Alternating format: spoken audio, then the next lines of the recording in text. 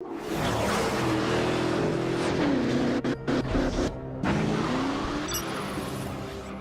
debate over whether computer games are good or bad has been around for a long time.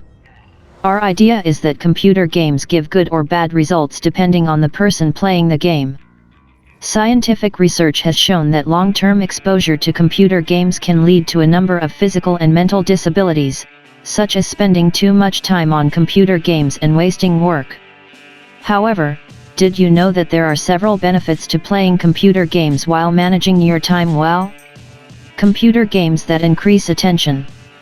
Violence in sports such as Halo, Gears of War and GTA is constantly being eroded, but research by the University of Rochester has revealed that such action shooters have the potential to focus on something in the long run. Computer games that reduce stress. It is said that engaging in sports such as Peggle, Candy Crush Saga, Zuma's Revenge 3 times a week for about 30 minutes can reduce stress, anger, resentment, and fatigue by about 50%. Computer games that develop the ability to make quick decisions.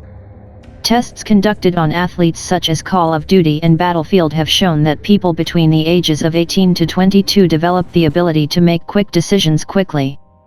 Computer games that develop math knowledge. Students at St. Columbia's Grade School in Scotland selected two groups. One group was given knowledge-enhancing activities in the school playground and the other team was allowed to play Brain Age 2 computer games. After 15 minutes of daily activity for several weeks, children's mathematical skills were significantly improved during Brain Age 2 sports. Computer games that develop vision. Experiments at the University of Rochester, using a group of athletes such as Unreal Tournament, found that athletes' ability to recognize objects from a distance improved by about 20%. However, they claim that staying in front of a computer screen for too long can cause visual impairment. Computer games that develop planning, thinking and decision-making skills.